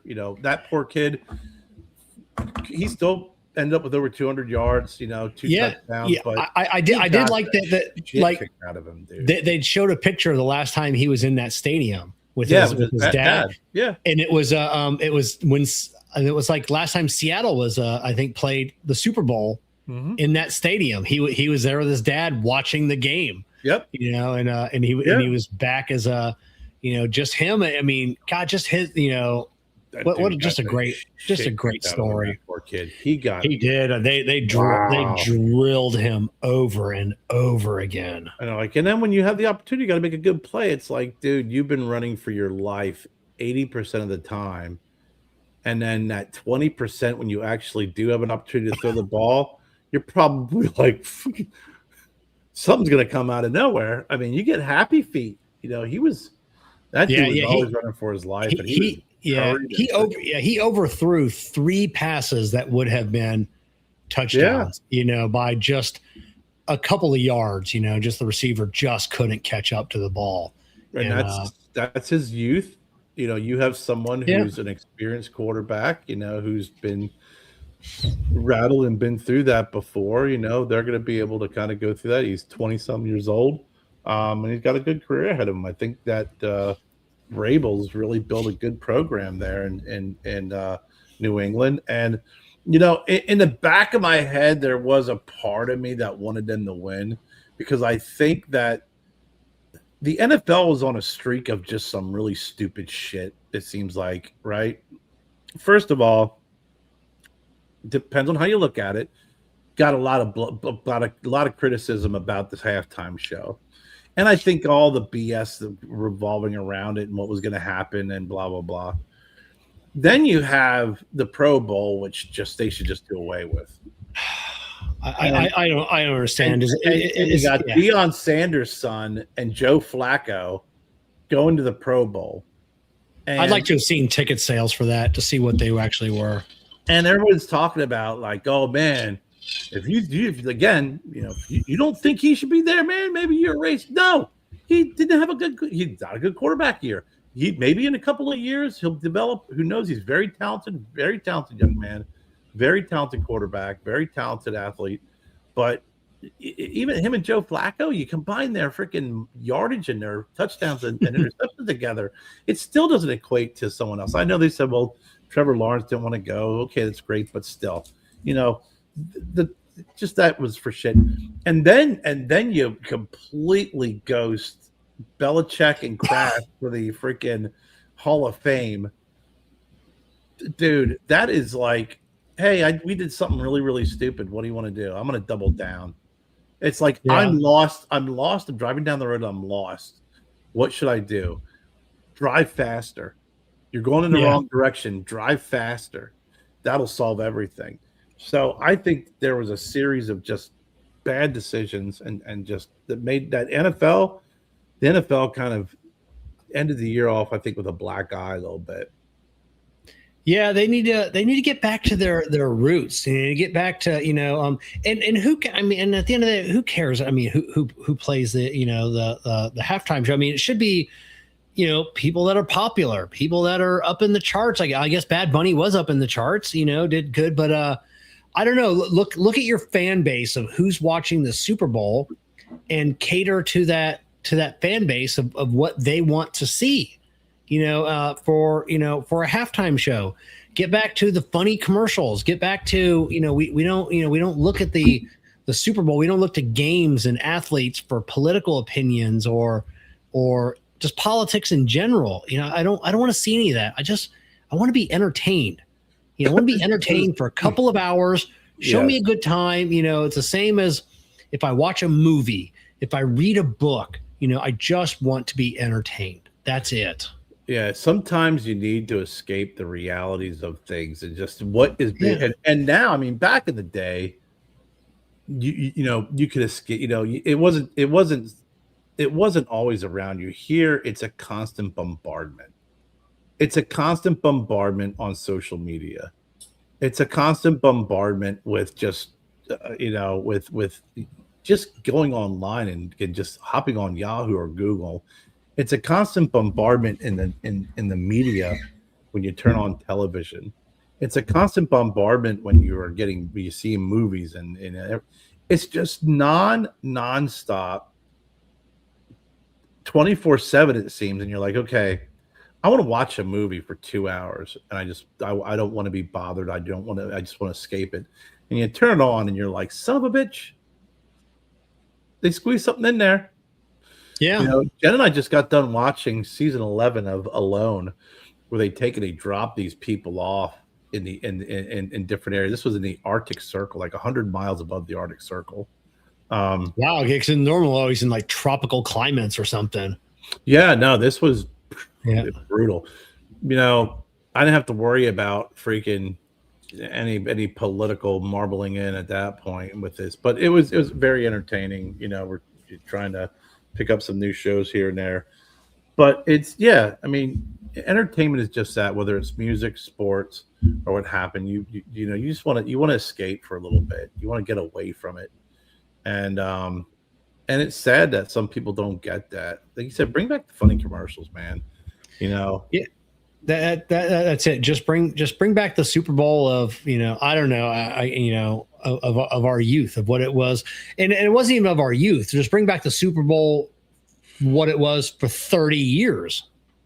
Not even just for a couple of years, but for the majority of the Super Bowl, it was about the game. It was and then it was about the commercials and a good halftime show. And well, you see what's funny here is what Brian wrote here. The conservatives made it political when they got pissed off because a guy who's platinum, blah blah blah. And you know what, Brian, that statement alone, in my opinion, it solidifies what I've been saying. At some point, you also have to be able to look at if you're a Democrat or if you're a Republican, at some point you have to be able to look at your own freaking party, your own people, and say, stop. You're adding to this shit. But if you don't, and you're always so quick to point the finger at someone else, nothing gets solved. In my opinion, it just doesn't. You have to. I've always said, if you're going to vote for a president or if you vote for somebody, don't care, mayor, governor, whatever. If you're not that person's biggest critic and not their, everyone wants to be their biggest fan because they don't want to admit maybe they voted for a dope. If you're not that person's biggest critic, then you're not right. You're not voting right. You should be, if they earned your vote, you should be their biggest critic. When they do well, yes, I did the right thing. We're on the right track. If they do poorly, call it out. Yeah, I'm a conservative Republican. I'm not afraid to admit that, and I am my party's biggest critic. It's like, why aren't we doing more of this? Why are we doing this? It's like, God, it's like you're giving the other side ammunition. Why are we doing this? And then I look at the other side, and it's just like, hey, I look at the other side, I'm like, you're kind of no better than us, that doing the same shit we're doing, just. No one wants to say stop. I mean, no one wants to just say, hey, you know what? We've done some stupid shit and said some stupid shit. We're overreacting. But everybody will always find something to justify what they're doing and what they're saying. And we are in this generation of, it's my truth. It's my opinion now is mistaken for intelligence. And it's also mistaken for my opinion is always right. And you don't, I will circulate this conversation back to the cigar bar, back to the cigar lounge.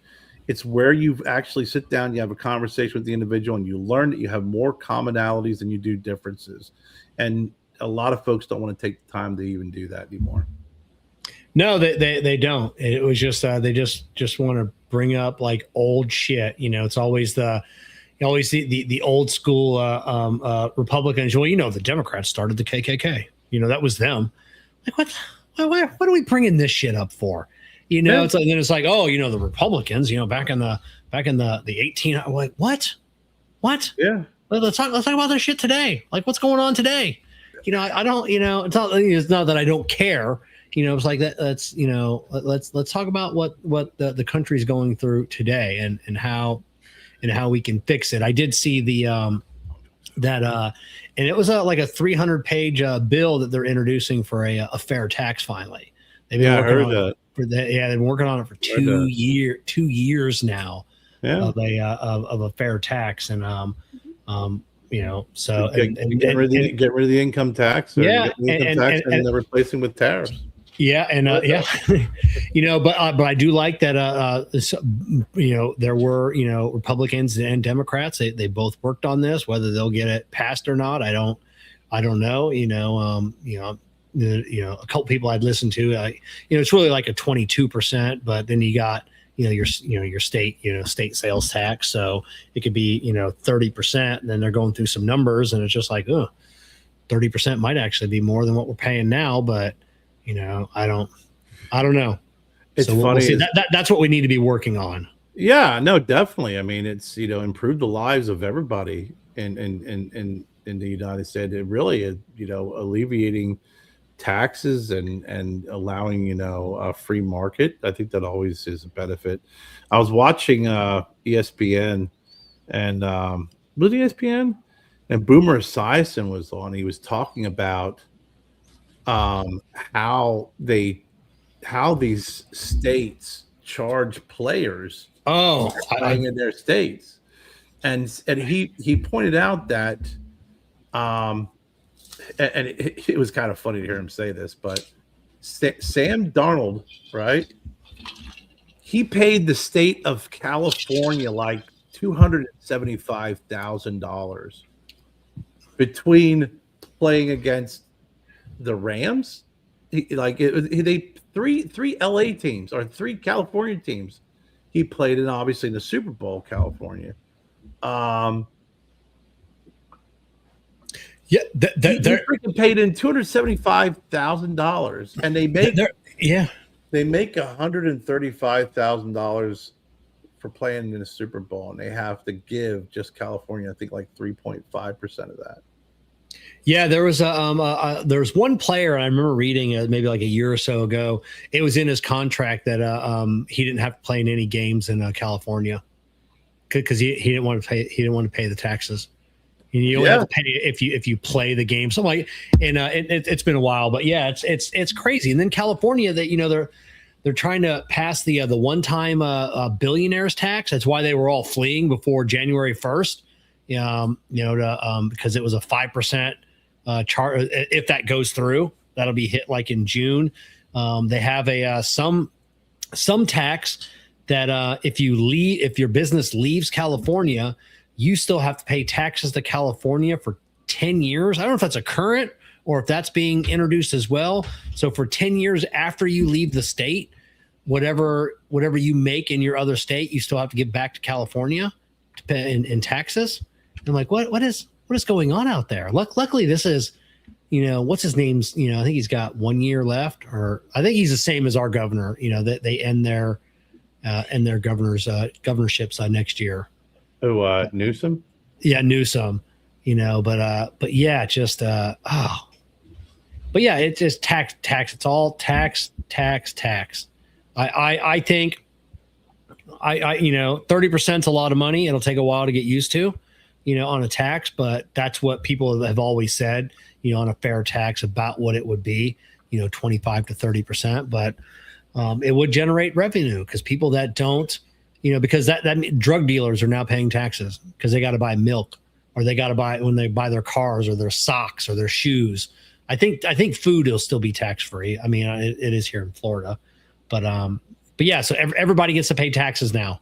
If you're paid under the table, guess what? You're still paying taxes. Yeah, because you got to buy shit. Yeah. So, I mean, that is where you talk about income and people buying shit. Well, I still got to buy stuff for my kids, and that's where you're going to get a lot of blowback. Is going to be some of the lower income where they're not taxed as heavy, and then they can go into states and some states it's zero taxes on products or maybe 6% sales tax on some, where now they're going to have to pay 30%, but they're not going to see. They can possibly not see the benefit of the tax cut because their taxes already are so minimal. Where someone like you, who you're probably freaking getting taxed like freaking 38%. I joked that Jessica and I are married. We're actually just engaged. So but yeah. So as a single white male that is in the top earning bracket, yeah, I get boned. On taxes. Yeah, I'm probably, like I said, 35%. It's just you all that tax bracket, man. It's like like my dad always said. He said, I didn't realize Clinton came out and said he's going to tax the rich, and my dad said, I didn't know I was rich until Clinton was in president. Yeah, yeah. Now I don't know, like because they'd always said if you got if we went to a fair tax system that would also abolish the IRS, which it won't, because I still have like me and you we still have corporate taxes that we got to file and everything else, and I don't know how deductions work, things like that. But those individual big fat returns, and I mean, can you still write off children and still get money back for children? Yeah, your mortgage insurance, all that, But still, I mean, a lot of folks are getting, like, I remember, I think I told you before, I had a friend of mine. It was like well, we're getting X amount back. We're going to go to Disney, and I'm getting a new laptop. I'm going to get a new tattoo, and then I'm going to get an iPhone. And what are you going to do with your tax returns? I'm like, listen, I don't think you overpaid the freaking government $6,000, okay, or $8,000. I'm getting like, my dad always taught me that it's best to break even. You don't want to give the government your money during the year, and you don't want to freaking you don't want to give them all the money during the year so you get it back, and you definitely don't want to enough being taken out so you're paying in. So you want to kind of try and break even. So if you make a couple $100 at the end, that was before starting a business and everything like that. You just really want to kind of stay in there and not even understand the deductions, but you really want to stay kind of in that even Steven mode, or maybe get a couple $100 back. I didn't have children back then, so I didn't have to worry about claiming them and getting money back. But when you got somebody whose combined income isn't that much, they're not already paying in a lot of taxes. You're getting $8,000 back. You didn't overpay $8,000.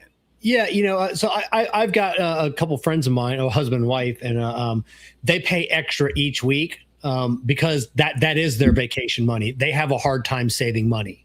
And I always tell them, I go, you're giving it to the government interest free. Right. Why don't you exactly. Because they'll like put in like an extra $100 a week, so they expect this $10,000 return so they can go on vacation. They live a comfortable life. They're not wanting for anything else, but they just can't save money. And I'm like, just put it into something else and just save that money, get a little bit of interest, or, but they can't do it. So I'm like, all right, so if you want, pay the government and you get that money back, whatever, it is what it is. I don't pay my corporate taxes quarterly. I only pay them yearly. So I always owe at the end of the year. Then I take a 6-month payment schedule with the IRS, because in 6 months it's interest free. Right. So I just take that 6 months and just pay it off at 6 months. If it's a low amount, I just stroke them a check. But yeah, so I mean, I owe, but my goal was always to break even. I didn't want any money. I wanted my money every week. So I can. My dad used to say, "Listen, so I can invest it."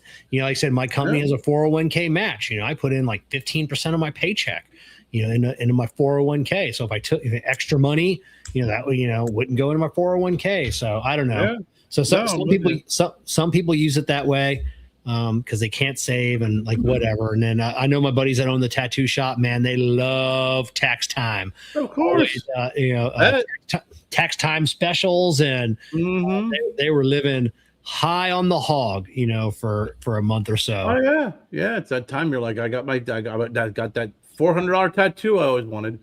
Yeah, but that's what my dad would always say. It was always, look, break even. You don't want the government freaking getting extra money, and you don't want a bunch of money back from the government, because that's always going to be a big red flag for an audit.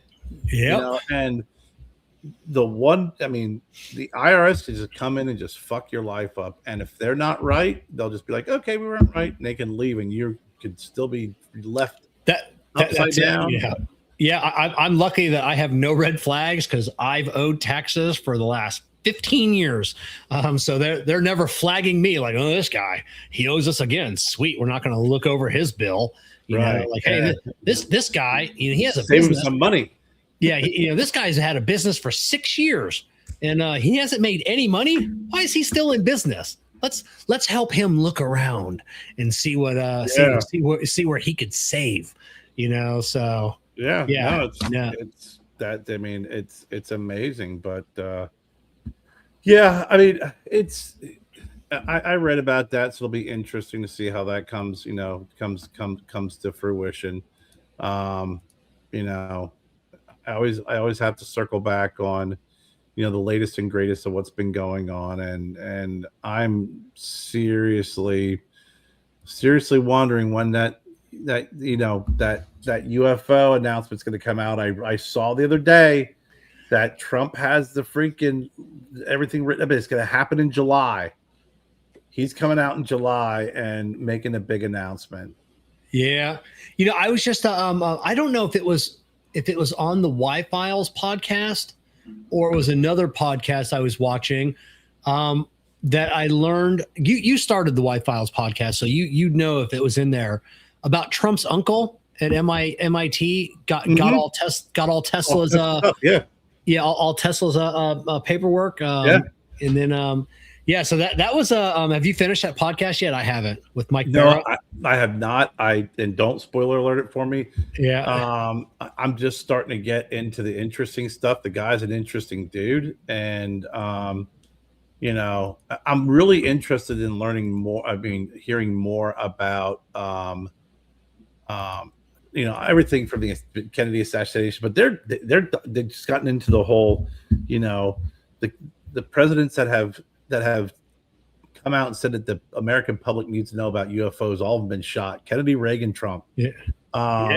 Which is pretty comical. I mean, not comical, ironically comical.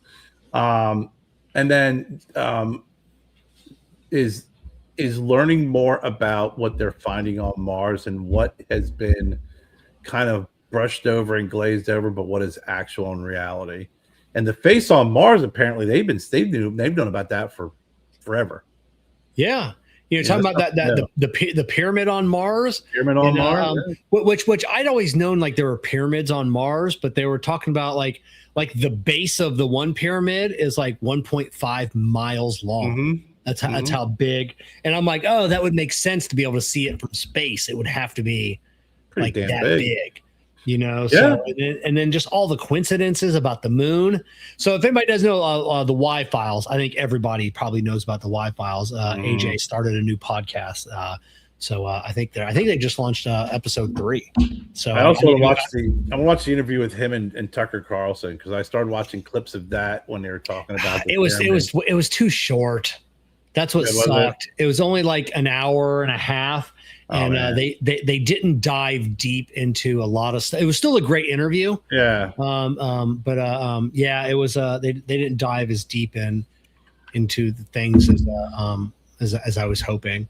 But yeah. I'm one of those guys. I like you. I like Tucker Carlson. I do.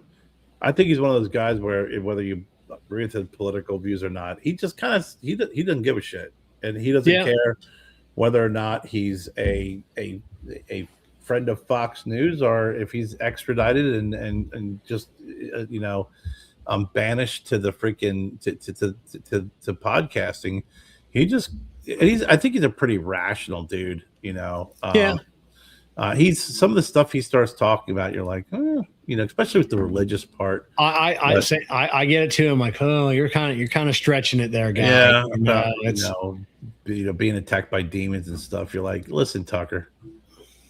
I'm a fan. You're losing me a little bit here, but I'm gonna listen because you may have something there may be something there, but I can listen to it, make my own conclusion, or look up a fact that I don't feel is true. You know, I'm just not gonna just go online and blast Tucker because of his faith and anything else. You know, it's just not what I do.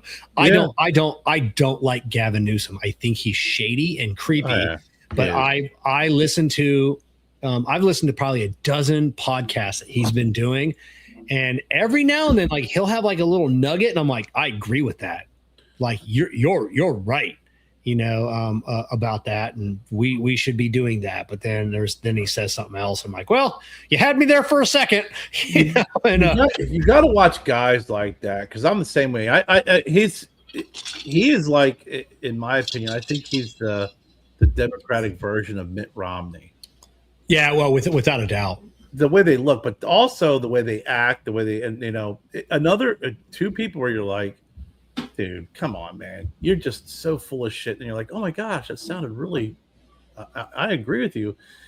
But then you start going, okay, this person is just, he's been caught in so many BS moments that even when you do say something that makes sense and I agree with it, I'm going to question it because I don't know if you believe in it or not. You're one of those disingenuous politicians. Yeah, he's just mad because his ex-wife left him for a Trump, so that's why he's so angry. Yeah, I mean, but it's you see those, like John Kerry was another one. It's like they just just so fake, Just so when you listen to John Kiriakou talk about John Kerry and just how phony John Kerry really was, and this is someone that was on John Kerry's staff, and just just a piece of work he was. Oh yeah, very phony. And then drop my cigar. Like him or don't like him, but I always thought George W. Bush was a pretty genuine dude. He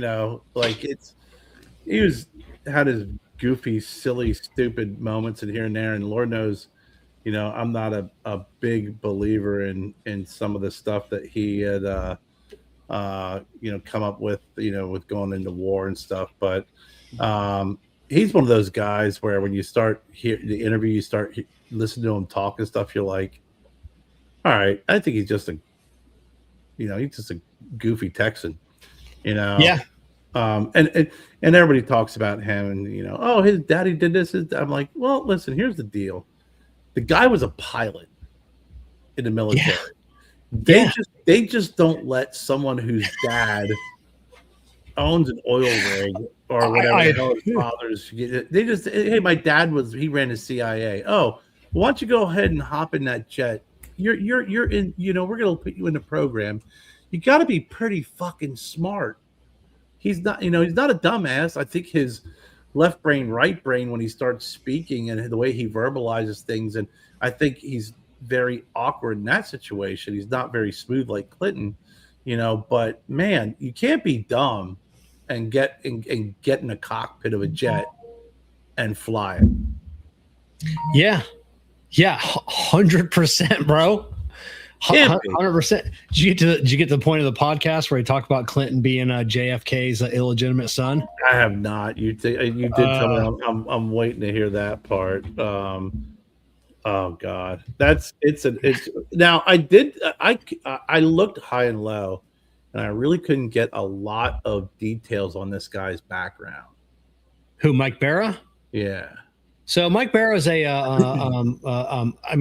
an author, New York Times bestseller, kind of really known for the Ancient Aliens thing, but he worked. His dad got him a job at was it Boeing? And it was Boeing. I heard his story.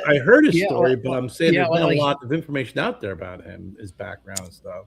Yeah, he's just a guy. I followed him for probably 5 years or so. I don't know. I know. They said he's was in the the industrialized military complex. Yeah. Definitely was involved. Deep with some of those things, especially when he talks about some of the programs he worked on at Boeing, and then some of the things he couldn't talk about. Guys like that is pretty impressive, but. I was trying to get a better grasp of his background. Yeah, I think he's just a good researcher. I think is what it is. He's just a good researrer. So, and he's worked on some things, obviously. He has his hands in it, and he's definitely seen some things. So, so far, as far as I've gotten on that interview, it's starting to hook me. It's starting to hook me. Yeah. Now. Because I like, who's he talking about? The one guy that he said he doesn't. I think they work together. He said that they don't dislike each other, but they may keep in contact maybe once a year. Yeah. He said, and he's like, why? AJ was like, why? What's the deal there? I heard you guys had a big falling out. He goes, well, not really. We kind of settled that. He goes, but it's ego. He goes, I like walking into a room and being the smartest person. When I walked in a room and he was there, I was not the smartest person in the room. Yeah. I was like, that takes a lot of balls to admit that. I'm not friends with him because he's way smarter than me. Yeah. It's what he said. Hey, I didn't like walking in a room and not being the smartest guy. Yeah. And AJ's no dummy. He's Mensa, right? Mensa. Yeah, he's really smart. A lot of social anxiety, though. You could tell in the Tucker Carlson interview. You could tell in the interview he did with Sean Ryan, just a ton of social anxiety. Mm-hmm. He's dealt with which he's talked about on his show. depression, like night terrors. He's he's a complicated individual. He's truly scared about some of the topics that he talks about, because he's afraid of being they're going to come after him. Yeah. And that's legitimate fear. When he talks about that stuff, you can see it in his face, you hear it in his voice that he's genuinely scared. Yeah. About bringing up some of these topics. Yeah. I always kind of thought he was a disinformation person, because some of the stuff that he does, I always thought I always got that vibe, but I definitely, you do pick up on his, being genuinely fearful. And he's mentioned a couple times, well, we've done this and I didn't, release it, because I knew there's no way, they were going to let me get away with that. I'm going to release this, but it'll probably get pulled or probably be devalued. Yeah. Something's going to happen with this. But yeah, super smart dude, but, like you said, very socially awkward. And, I think it was with Sean Ryan where Sean Ryan's kind of like that, very engaging and like tries to kind of bring you in to make you, part of this buddy's, interaction. And you could definitely tell that there was, he was having a hard time. Like he appreciated everything, but there was no way he was going to take that leap. Yeah, no, not at all.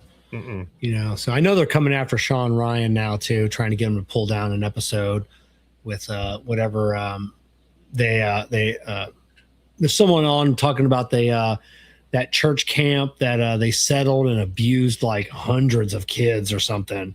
So they're trying to get him to pull that episode down and claiming they're going to sue him for defamation. And it's like, listen, you settled out of court, for abusing kids. There's no defamation there. It's like you by settling, you admitted, some shit was going on. So yeah, you'll say behind closed, you'll say out in public, well, instead of dragging this thing out, we're going to go ahead and settle, blah, blah. No, there's a there, but I do like his podcast, but I think sometimes when you're watching Sean Ryan, it's like watching Billy Corgan interview somebody. Billy Corgan's a very interesting dude, very talented, obviously freaking Smashing Pumpkins, everything he's done. But when you start hearing him talk, you're like, listen, dude, slow your roll. Okay. Yeah.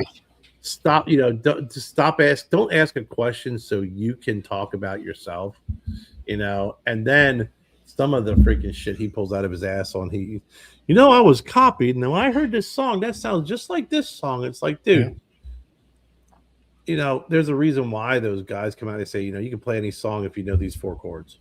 Yeah, that's it. They're trying to. Ed Sheeran has won a couple of lawsuits now, and I think that you're going to start seeing less and less of those those lawsuits. And it's just like, listen, Chuck Berry's family, stop suing everybody. Stop suing everybody. It's like, just for money. Yeah, no, you can find a commonality all the way down into your favorite classical music. You can find that thread all the way down to classical music. I took an art music class my freshman year, and our teacher music class it was musical appreciation. She pulled out some of the pieces, Beethoven, Bach, and actually was like, here's this song today, or this song for the 50s and 60s, and they're stealing from these guys. This is where it's coming from. Yeah, there's been a couple of lawsuits where bands have sued bands, but they were covering older stuff, and it's like, hey, you stole that. Mm-hmm. We may have taken that from you, but you took it from someone else. Like, you can't claim ownership of that. So I don't know. It's What song is it? The dun dun dun dun dun dun dun dun. Yeah, I don't know if that's the Beethoven's Fifth. I think it's Beethoven's Fifth. But if you listen to Richie Blackmore, who wrote "Smoke on the Water," he said that "Smoke on the Water" is playing that backwards. Oh, okay. That's where he got it from, listening to it and then playing it backwards, and that's what "Smoke on the Water." That bum bum bum bum bum bum bum. That's awesome. Slowing it down, he goes, "Hey, Because I was inspired. I stole it. He goes, it's reversed, but That's it. Beethoven's family gonna come after I'm him. after Richie Blackmore and Rainbow. That's it. So, all right, everybody. Thanks for coming on, spending a couple hours your Monday night with us. Remember, you can catch me on KMA Talk Radio this coming up Saturday. Next Saturday, Jessica, aka Miss Cigar Prop, is going to be on KMA Talk Radio as well. So I'll be tuning into that because they always end up talking shit about me. Always, every fucking time she's on, they end up talking shit about me, making fun of me. You guys are fasting, so I guarantee that the shit talking is going to be at a whole high level, buddy. Yeah, it'll be early in the morning for her, so it won't be so bad. Luckily, it's not an afternoon show, or thered be a lot of shit talking. No, she got 2 weeks to gather more information. That's it. Like today. Yeah. So, all right, we'll see everybody this Saturday. KMA Talk Radio. You can find it on the KMA Talk Radio YouTube channel, and then we'll see everybody back here next Monday night. So, we'll see you. See ya.